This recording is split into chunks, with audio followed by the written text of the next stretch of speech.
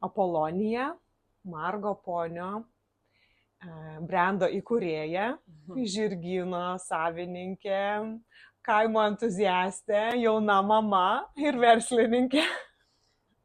Panašiai. Panašiai.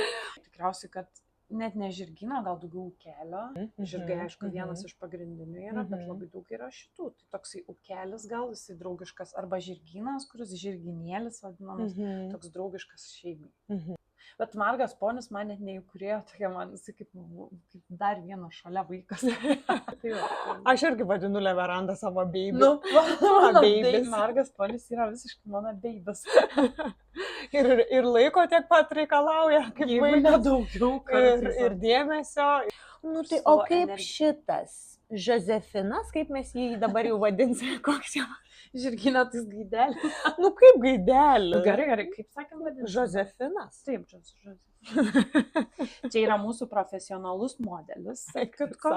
Dalyvauja visuose kalėdinėse fotosesijose, dabar laukia Velykinė fotosesija ir Velykinėse fotosesijose. Ir jisai prie vaikų būna, kaip jūs jį fotografuojate? Kas nebijo, visi realiai laiko ir vaikam labai patinka, nu, nes jie tikrai gerėtis, neturi jokių tokių gaidiškų savybių. Tikras prancūzas. Labai tinki Leverandai, būsi įkvėpimas, mes gal podelį pagaminsim. Tai bet aš ir galvoju, man atrodo, jo net ta plunksnų spalva, bijau nusikalbėti, nes nesu aš vištų ir gaidelių specialistė, bet porcelianinė vadina spalva. Turint tokią, nes matais visas toksai... Kaip glazūra, ne padengtas. Taip. Jie pratę ir prie daug rankų, ir glostymų, ir užglostyti, ir labai jaukus paukščiai. Dabar, pavyzdžiui, šiek tiek stebi aplinką, jis po kažkiek laiko apsiprastų, viskas gerai būtų. Bet dabar jam viskas įdomus, smalsu, kas čia yra, tai taip, iš pat pradžių sakyk, man čia įdomu, kur čia mane atvežė. Margas Ponis toksai kaip ūkelio aplinka, tokia kaip kaimo aplinka, ne provincija, kaip aš vadinu kaimą, man labai gražus tas žodis. Provincijos aplinkos tokia kaip studija, gyva studija. Ir tenais jūs darot ir šeimos fotosesijas, vaikų fotosesijas, edukacijas, kviečiat fotografus, stovyklos, kaip vyksta visas tas. Fotosesijos yra pagrindas, tai kad mes paruošiam erdves, kadangi turim tas kitoniškas erdves ir galim sau leisti ir visaip, bet aišku viskas eina į kaimą, į gamtos pusę. Ir va tiesiog, ir kadangi mes turim tą didelį privalumą gyvūnai, tai labai daug žmonių, kurie, sakykime, atvažiuoja, jie net nepajaučia, kad, sakykime, praeina fotosesija, nes kai kurie vyrai sako, čia buvo fotosesija, nes, jeigu jiem irgi patinka gyvūnai, tai tie vyrai ten irgi įsijaučia, tėčiai įsijaučia į tą rolę ir tie tėvai lygiai taip pat džiaugiasi kaip vaikai, aišku, turi patikti ir nebijoti. Tai jeigu jiem patinka gyvūnai, kas dar yra labai didelis privalumas, sukuria natūralią emociją, o natūralios emocijos nuotraukos yra pačios gražiausios. Tai vat jie šitą turi magiją, sukurtas tikras šeimos akimirkas ir... Labai faina tokia fotosesija. O bukina pas fotografus ar pas tave? Galima ir pas mus, bet pagrinde, kadangi jau fotografai užsirezervuoja vietas, tai dažniausiai tiesiai pas fotografus kreipiasi. Tai jeigu, tarkim, nori fotosesijos pas tave, pasako fotografui savo, aš noriu Margam Poniui fotosesijos ir jie viskas suderina. Kalbant apie Margo Ponio ūkelį ir vis dėlto didžiausia ten jūsų gyvūnai yra žirgai. Ne kiekvienam duota, žinai, tai patirti ir kad tu tai įkūrei ir viską užvedei ir kaip tu atsidūrei prie tų žirgų, kaip ar atsitiktinai? Aš jaučiu, žinok, gimiau su tam mintim, nes aš nuo pat mažens būdavo mama, tėti, vežk žirgyną ir visa kita, bet jie negalėdavo savo dažnai to leisti, tai aš ten taupydavau pinigus, kad tik tai nuvažiuoti, išsipirkti, treniruoti ir visa kita. Viską aš bandžiau ir plaukimą, ir krepšinį, ir žolės riedulį, labai daug visur savęs ieškojau, bet va šitas dalykas, jisai buvo visą laiką su manim ir man taip ir jo nepavyko kažkur ten patraukti iš šono. Ne. Ir sakau, žinokit, viskas dabar jau, aš pradėsiu lankyti, kažką darysim, bet aš lankysiu žirgyną. Ir nuo to prasidėjo mano liga. Tai nuo 14 metų realiai jau taip rimtai pradėjau mokintis joti, tada studijų metais įsigijau savo pirmą žirgą. Koks jisai buvo? Kas? Sokas, mano svajonių žirgas. Tu vis dar turi jį? Turiu. Taip. 30 metų. Aiktas. Ir aš kažkaip jam norėjos labai padovanoti tą tokią orę senatvę.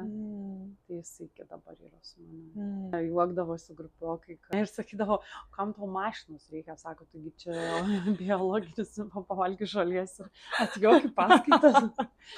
Mes su vyru gyvenom Kaune. Ir aš kažkaip jau pradėjau galvoti, kad gal visgi paliksiu tai kaip hobį ir nebus tų žirgų tiek mano gyvenime. Dabar jų yra 13. Peršau gan didelę istorijos dalį. Bet taip atrodo, kad viskas tai buvo lemta, ne? Link to viskas jau nuo vaikystės, jau tu jautei, žinojai, norėjai. Bet aš labai ilgą laiką nuo to bėgau. Mes iš Kauno persikraustėm į kaimą. Ir faktas, kad Kaune nebūdavo draugai šalia, kino teatrai, parduotuvės, viskas šalia. O čia į vienkiemį išsikraustėm. Ir aš mergaitę auginau. Nes labai norėjau, kad vaikas augtų kažkaip laisviai. Ir aš taip pradėjau nuo to sėdėjimo namuose su vaiku, kaip daugumai moterų, manau, yra. Pradėjau galvoti, ką čia man nuveikus. Ir irgi ilgą laiką vis tiek bėgau nuo savo to tikrojo noro. Bet tada pagalvojau, kad gal reikia viską pažiūrėti kūrybiškai. Ir kad tas žirgynas gali būti visiškai kitaip pateikiamas. Gal net su kitokiom paslaugom, su kitokiais užsiėmimais. Ir gal daugiau pritaikyta šeimai. Plius labai mačiau, kad populiarėja kitokie gimtadieniai. Įdomesni gimtadieniai, veiklus, kad gamtoje būtų. Ir tada ir prasidėjo Margo Pony istorija. Ir tada pradėjo daugėti žirgų. Labai sparčiai. Kaip tau viskas susidėliojo taip natūraliai, o jeigu kažkas taip labai nori ir tarsi reikia žingsnelio kažkokio link to, link tų žirgų, koks būtų tas toksai tavo patarimas? Kad viskas tikriausiai pasistato ne iš karto ir net ir žirgyne dabar, kai ten aš perėmiau senelių, prosenelių tvartelį vadinamą ir aš pamažu, kiti, pavyzdžiui, ateina į tą pastatą ir sako, o jėtų, kiek čia darbo bus. Pavyzdžiui, dabar aš įsigijau vaistinę, čia miškelį peršoku į priekį, ir ten kažką, jeigu nusivežu, visi, kiek čia darbo bus. O aš viską matau visai kitaip. Aš matau kaip naują drobę, kaip naują dalyką, kuriam aš čia akimirką skirsiu vieną žingsniuką ir įdėsiu tą vieną detalę, kaip ir žirgyne buvo. Vieną detalę ir taip po detalę, po detalę, po detalę gaunasi labai gražus paveikslas. Ne finalas, o procesas ir kaip tu jį nueisi ir svarbu, kad savęs labai ne momentais, nes mes kartais antiek norim greitai, o kai kurie dalykai ateina gal lėčiau. Bet tiesiog jų reikia išlaukti. Tai lygiai tas pats ir čia, jeigu nebėgtų, nes aš irgi daug laiko bėgau nuo to, bet nuo to gal nereikia bėgti, bet savo ir nevaryti streso, tai nepradėti pergyventi ir galvoti per daug į priekį, bet tiesiog mažai žingsneliais ir eiti link to tikslo ir tada viskas. Tavo stovyklos yra vaikams. Ar tu galvoji kažką suaugusiems? Taip. Rugpjūčio mėnesį turėsim, manau, pakankamai rimtą stovyklą moterim, su psichologais, ne šiaip sau. Taip, su žirgų terapijom, su fotosesijom, tom pačiom su žirgais. Tai taip, labai rimtai galvojam apie šitą dalyką. Kaip tik naujas, dabar tu, kaip tik, dar pati ne. O, ką tik sugalvojai? Ne, bet mes jau pradėjom, kaip gvildenti tą temą, pradėjom, dabar yra kūrybinis procesas. Taip. Ir kartais labai gerai sugalvojai paklausti. Tiesiog atvažiuoti į kažkokią mini pamokėlę. Tiesiog uždėt balną, užlipt pirmą kartą. Nes visa tai yra... Jūs jau turit juos. Turim ir suaugusiam, tai čia tu pasakyk, kad... Aš noriu. Ką patartum žmogui, kuris pirmą kartą sės ant žirgo? Tikriausiai prieš tai skirti laiko tas pats ritualas pasiruošti tą gyvūną. Labai svarbu. Pakalbam šiek tiek apie tavo gyvenimo būdą. Nes jis ir nėra miesto gyvenimas. Tai yra vis tiek kaimo gyvenimas. Žinai, yra toksai momentas, kai tu išeini į lauką ir, pavyzdžiui, labai labai gražus oras, paukščiai čiulba ir tu arba ten po kokios sunkios dienos tam pačiam žirgyne ir tu eini ir atrodo, tu įkvepi orą ir visais plaučiais ir toks geras vidų jausmas. Tai va, tas kaime, ta aplinka visa, pavyzdžiui, aš nieko nebeiškeiščiau. Nesvarbu, kad, sakykime, darbo yra daug ir atrodo, ir tą kampą reikia laikyti. Čia ir visur reikalų tikrai labai daug. Niekada pas mane nebėra klausimo, ką man veikti. Niekada. Nebeegzistuoja. Nebeegzistuoja, ką veiksim savaitgalį, pavyzdžiui. Tu planuojas, jeigu kažkur išvažiuoji ir visa kita, bet ką veikti savaitgalį? Vaikai savo reikalais, nes ten irgi sodyba, jie ten reikalų pilną turi. Jau lab, kad sodybai ten jie ne vieni vaikai yra, daugiau yra vaikų. Tai jie ten visą savaitgalį savo linksmybėse, bet to klausimo, kad nėra ką veikti. Ko tu manęs klausai? Žozefinas išsigando. Viskas gerai. Aš ir pati pamiršau. Labai geras atsakymas. Labai. Ai, tipo, ar yra klausai, ar kažko yra? Jo. Ten daug purvo, ten pro langą žiūri ir atrodo, tu nenori, net ypač kaip pas mus tos žiemos. Sorry, tavo nuotraukos, tai ten tai žolytė. Nuotraukos, kaip brendi, neprabrendi per purvą. Arba... Jau taip, yra dalykų, bet geriausiai nesi bato palikus. Sėdi namuose. Esi batą palikus purvė. Esu. Bet irgi faina. Savotiškai. Geriausias momentas, sėdi, tai pro langą žiūri, ten vėjas, ten medžiai linguoja visas pusės. Ir tu žinai, kad tu turi eiti į lauką. Ir tu žinai, kad tu privalai. Ir žinok, tu išeini į lauką. Įkvepi to gryno oro. Nieko tokio. Tu, kad čia viskas gerai. Po to, kai pripranti, žinai, ką turi daryti, eini, brendi, darai ir nebesureikšmini tų... Aš, pavyzdžiui, išmokau ir man pavasaris faina, bet vasara gražu, ar ne? Bet vasara yra labai daug mašalų. Labai daug mašalų. Tu žinai, kad, pavyzdžiui, žirgam, tai pavasaris, ruduo man yra patys gražiausi, bet man realiai dabar visi metų laikai yra gražus. Aš neturiu kada ten sėdėti ir pergyventi, kad, aišku, kokia šventė ir ten jau matai, kad ateina škvalas, tai labiškai liūdesėlis. Bet šiaip nebeturiu to tokio pergyvenimo dėl oro, visiškai dėl metų laikų, man jie visi faini. Nes kaime jie visi yra savotiškai gražus. Tai tu išmokai jį vertinti labiau tą visą gamtos ciklą. Nes ruduo yra ramybė. Aš kaip rudens laukiu. Žiemos dalis irgi, jinai tokia... Tu tiesiog gali, ir man atrodo, kas gyvena sodybose ar kaimuose, visi tą patį gali pasakyti, kad nes kai ateina ruduo, tokia ateina gamtoj ramybė ir tu turi to ramaus laiko. Tai man visi metų laikai yra faini.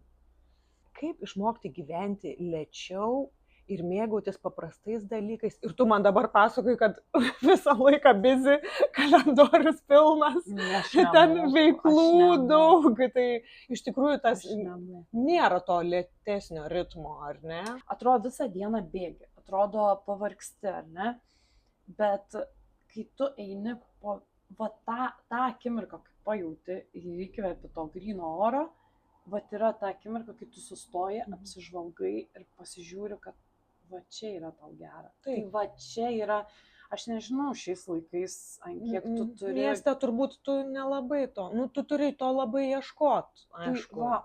Ten yra, tai yra tas toksai įvertinimas aplinkos, jisai ateina labai paprastoje akimirkoje, kai tu eini, girdi paukščiai čiulba, ar ne? Ten aplinkui taip gražu saulė šviečia. Ir tą akimirką tiesiog įkvėpi, taip gera. Bet aš pati nemoku. Aš net nežinau, šiais laikais, tu turi gal pasišvesti tam, kad mokėti. Nes jau, kai yra maži vaikai, tada žirgyne pilna vaikų, aš nežinau, kaip man lėtai tą daryti. kaip man lėtai šitą. Tu turi atsibusti ryte ir pasakyti, dabar aš gersiu kavą. Ir taip 10-15 minučių tiesiog leist savo lėtai gert kavą. Kai yra ruduo. Ir ateina tas, aš tau sakau, ruduo. Rudenį galiu. Rudenį aš tą savo galiu. Margo Ponio stovyklos tai tam tikro amžiaus vaikams. Taip, mes turim stovyklos nuo 5 metų ir tada vyresniem. Tai savaitinės stovyklos yra vyresniem vaikam, o patiem mažiausiam yra dieninės stovyklos. Ir aš labai rekomenduoju vaikam, kurie myli gyvūnus, jų nebijo ir jiem patinka gamta. O gal tie, kurie bijo kažkokį tai gali pokytį, ar per sunku? Tada reikėtų su tėveliais, gal vis tiek pradžiai apsiprasti ir jeigu patinka, arba yra dvejonė, ar vaikui patiks, tai visą laiką galima pas mus atvykti į šeimos edukacijas ir tada tiesiog pasižiūrėti, ar vaikui patinka. Ir tada dažniausiai vaikai sako, noriu. Diena stovykloje. Kokia tai diena? Diena pas mus yra su įsipareigojimais. Tai kadangi mes turim daug gyvūnų, tai ryte pradedam, išsiskirstome kiekvienas po užduotėlę ir rūpinamės savo priskirtais gyvūnais. Tai vaikai, pavyzdžiui, pavalgydina vištas, paleisina ir tada eina ieškoti kiaušinių, kažkas šieną žirgam paduoda. Tiesiog mokomės per tai, kaip rūpintis gyvūnais ir kad reikia ne tik jodinėti ir gyvūną išnaudoti, bet kartu, kad suprastume tai, kad tai yra gyvūnas ir juo reikia rūpintis. Tai ir visa stovykla yra apie tai, apie gyvūnus, dauguma veiklų ir sukasi aplink gyvūnus. Aišku, yra ir kiti edukaciniai užsiėmimai, ne tik su gyvūnais, bet ir darbelius darom. Bet dažnai duodame vaikam patiem rinktis ir matome, pavyzdžiui, viena grupė būna daugiau linkusi daug laiko su gyvūnais, kitai grupiai daugiau reikia tų edukacinių užsiėmimų, ten darbelių gamyba ir visa kita. Tai tiesiog labai dažnai turim programą, bet vaikai pakoreguoja pagal save. Visa informacija apie Margo Ponio stovyklas yra pas tave Facebook'e ir galima su tavim susisiekti ir visko paklausti, kas neramina. O jeigu jau ten kokie dažniausiai klausimai užduodami tėvelių? Šiaip dažniausiai pas mus jau atvyksta tie, kurie yra buvę ir žino, pas ką važiuoja. Ir dauguma yra atvykę iš šeimų edukacijų arba šventę, pavyzdžiui, išleistuvės, gimtadienius. Ir tiesiog jau mes esam susipažinę ir dažniausiai